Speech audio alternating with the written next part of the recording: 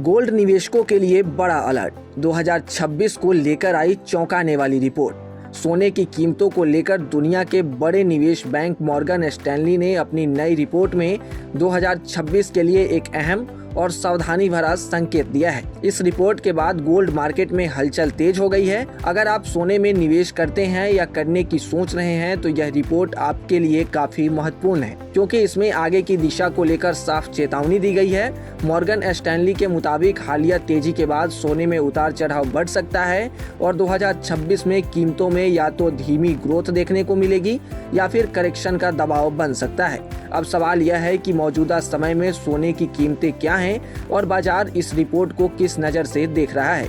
चलिए पहले आज के लेटेस्ट रेट्स पर एक नजर डालते हैं। तो आज MCX पर गोल्ड और सिल्वर में गिरावट देखने को मिल रही है। गोल्ड 5 अगस्त कॉन्ट्रैक्ट अपने पिछले क्लोज से 1529 रुपए गिरकर 1,45,000 प्रति 10 ग्राम पर ओपन हुआ। तो वहीं MCX पर सिल्वर 3 जुलाई कॉन्ट्रैक्ट अपने पिछले क्लोज से 3,255 रुपए की गिरावट के साथ 2,22,579 रुपए प्रति किलोग्राम पर ओपन हुआ। कारोबार के दौरान गोल्ड ने 1,44,370 रुपए प्रति 10 ग्राम का लो, तो वहीं सिल्वर ने 2,22,578 रुपए प्रति किलोग्राम का लो बनाया।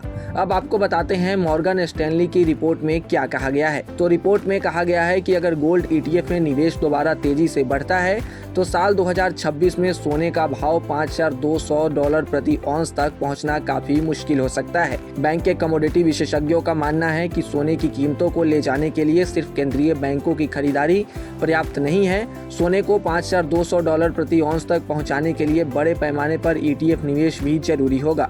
अब सवाल यह है कि ETF होता क्या है। ETF यानी एक्सचेंज ट्रेडेड फंड। यह एक ऐसा निवेश माध्यम है जिसके जरिए लोग बिना फिजिकल गोल्ड यानी असली सोना खरीदे इसमें निवेश कर सकते हैं।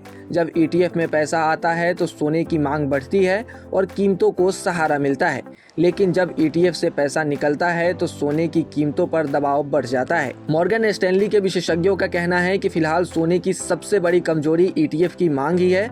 उन्होंने कहा कि ETF निवेश मुख्य रूप से अमेरिका की ब्याज दरों, डॉलर की मजबूती और वास्तविक ब्याज दरों यानी रियल यील्ड पर निर्भर करता है।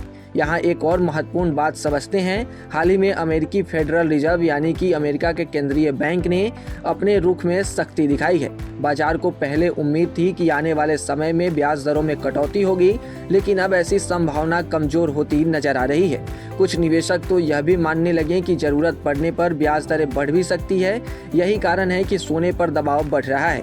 जब ब्याज दरें ऊंची होती है तो निवेशकों को बॉन्ड और अन्य ब्याज देने वाले निवेश विकल्प ज्यादा आकर्षक लगने लगते हैं। मॉर्गन स्टैनली का मानना है कि लंबे वक्त में सोने की कीमतों में तेजी की संभावना बनी हुई है और वर्ष 2026 के दौरान सोना $5,200 प्रति औंस तक पहुंच सकता है। हालांकि बैंक का मानना यह भी है कि हाल के महीनों में सोना उम्मीद के मुताबिक प्रदर्शन नहीं कर पाया है। दिलचस्प बात यह है कि दुनिया में भू राजनीतिक तनाव बढ़ा हुआ है, खासतौर से ईरान और उससे जुड़े संघर्षों को लेकर अनिश्चितता बनी हुई है। सामान्य तौर पर ऐसे वक्त में सोने की कीमत तेजी से बढ़ती है क्योंकि निवेशक सुरक्षित निवेश की तलाश करते हैं, लेकिन इस बार ऐसा नहीं हुआ है। एमी गोवर का कहना है कि ईरान संघर्ष के कारण तेल की कीमतों में बढ़ोतरी हुई है। तेल महंगा होने से महंगाई बढ़ने का खतरा पैदा हुआ है। महंगाई बढ़ने के कारण अमेरिकी फेड ब्याज दरों में कटौती करने से बच रहा है और इसका असर गोल्ड पर पड़ता नजर आ रहा है और ऐसी स्थिति रही तो गोल्ड में और दबाव आ सकता है। खैर, आपको क्या लगता है? अपनी राय कमेंट सेक्शन में जरूर बताएं। क्या गोल्ड में और गिरावट आएगी या फिर आगे तेजी की तस्वीर दिख रही है? अपनी राय कमेंट सेक्शन में बताएं।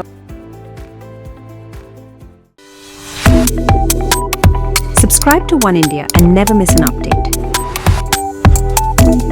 Download the One India app now.